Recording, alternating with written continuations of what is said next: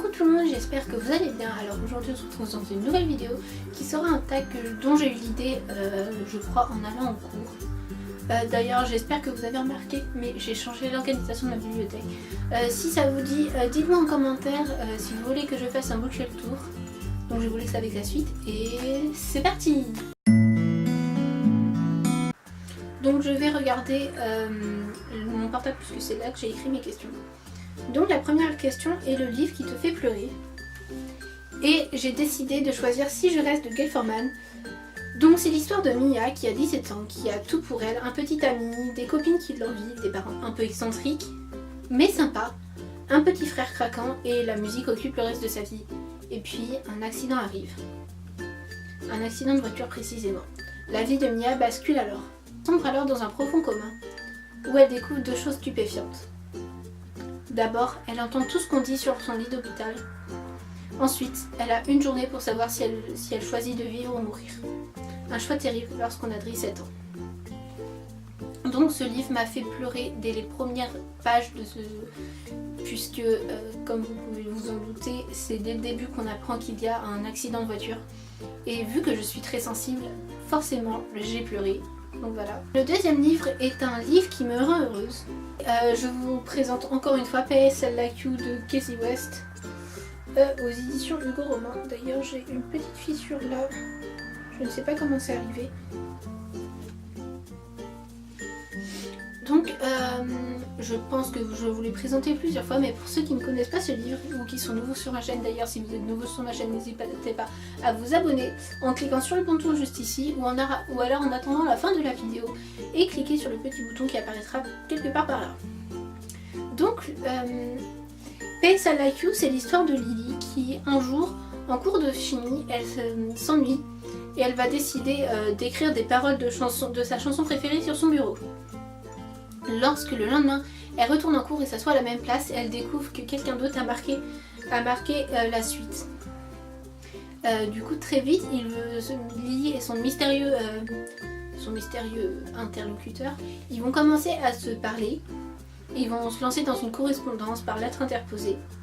Lily, elle n'a jamais eu autant envie d'aller en cours, puisque forcément ça la motive à découvrir la lettre qui l'attend. Ils parlent de groupes de musique, des confidences plus intimes, tout semble les rapprocher. Mais Lily, à un moment, elle va vouloir forcément savoir l'identité de son interlocuteur, et lorsqu'elle va le découvrir, elle va devoir faire un choix entre écouter son cœur ou écouter sa tête. Donc cette histoire me rend heureuse à chaque fois, puisque lorsque Lily découvre son mystérieux interlocuteur et donc finit par apprécier celui-ci, cela me rend heureuse à chaque fois. Je finis cette lecture avec le sourire.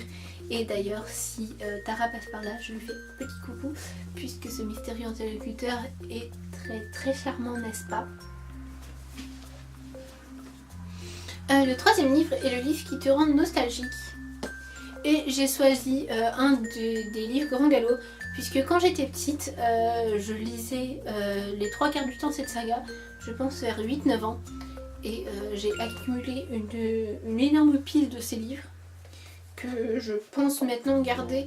Il y en a certains que j'ai donné à mon ancien CDI, donc au collège, mais j'en ai encore certains. Donc voilà, Grand Galop écrit par Bonnie Brillant. Le quatrième livre est le livre que tu adores relire. Et j'ai choisi les Harry Potter pour ça, donc le premier tome, Harry Potter à l'école des sorciers. C'est un grand classique de la littérature young adulte jeunesse, donc je pense que je n'ai même pas besoin de le présenter. Mais ouais, j'ai les premières éditions, donc les éditions Gallimard, et je pense me les racheter dans les nouvelles couvertures, ou alors attendre que toute la saga soit sortie en hardback collector pour la réédition des 20 ans. Le cinquième livre est un livre que tu ne reliras jamais. Je vais vous présenter un seul livre, mais c'est plutôt une catégorie, car c'est les livres qui sont des lectures obligatoires en cours. Donc à la base, il y a certains classiques que j'aime bien, ou certains livres qu'on a lus en cours comme Eldorado de Laurent Godet, mais les livres, par exemple Molière le Tartuffe, qu'on a passé 2 heures à décortiquer,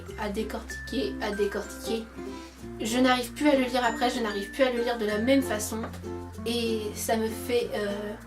ça me dégoûte un peu de la littérature classique. Le 6e livre est un livre dont vous aimez la couverture. Et je vais vous présenter le tome 1 de la saga La Maison de la Nuit, écrit par PC Cast et Christine Cast. En même temps, regardez-moi cette couverture.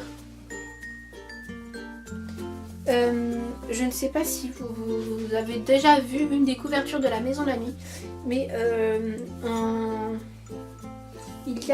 la couverture est mate et il y a des motifs en brillant, on va dire, et je trouve ça tellement beau. Je pense que c'est une des plus belles couvertures que j'ai dans ma bibliothèque. Donc toute la saga a à peu près la même couverture, mais je vais pas vous montrer les 12 tomes. Le 7e livre est un livre que tu aimes honteusement, et pour celui-là j'ai trouvé la catégorie, mais je n'ai pas trouvé de livre en particulier. Donc si vous en avez, n'hésitez pas à me dire dans les commentaires. Un livre qui t'a déçu.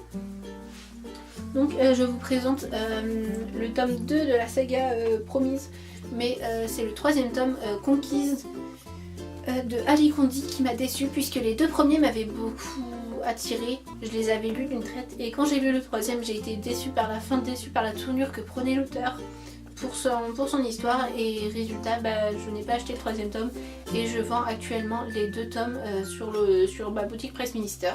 Le livre qui t'a surpris. Donc pour celui-là, je vais vous présenter le tome 1 de Lux, de la série Lux, donc Obsidian en anglais et Obsidian en français, de Jennifer Armentrout. Donc là je l'ai en édition anglaise puisque je vais essayer de m'acheter toute la saga en anglais avant en français puisque c'est moins cher. Mais cette saga m'a surprise puisque ce n'est pas forcément un genre vers lequel je vais aller. C'est de la science-fiction. Et si vous voulez le résumé, j'en ai parlé dans mon dernier book haul qui s'affichera juste là. Mais oui, merci à Sarah, donc Velvet Chapter sur Instagram et sur YouTube, de m'avoir fait découvrir cette saga, puisque c'est une de mes préférées maintenant. Le dernier livre est un livre que tu aimes d'un auteur que tu détestes. Et pour celui-là non plus, je n'ai pas trouvé de livre. Parce que je ne déteste pas d'auteurs. Je les apprécie tous puisqu'ils font tous un travail magnifique, c'est juste que c'est pas mon genre de prédilection. Donc si vous en avez, n'hésitez pas aussi, comme pour l'autre livre, à me dire en commentaire. Voilà, cette vidéo est finie, j'espère qu'elle vous a plu. Si elle vous a plu, n'hésitez pas à mettre un petit like et à me dire en commentaire vos réponses. D'ailleurs, vu que c'est moi qui lance le tag, je pense que je vais taguer Bim Bam Books, donc de la chaîne Bim Bam Books, Sarah de la chaîne Velvet Chapter, Prunelle Booktube, et c'est tout. Donc voilà, je verrai bien si elles reprennent ce tag ou pas. Quant à moi, je vous dis à la semaine prochaine dans une nouvelle vidéo. Bye bye!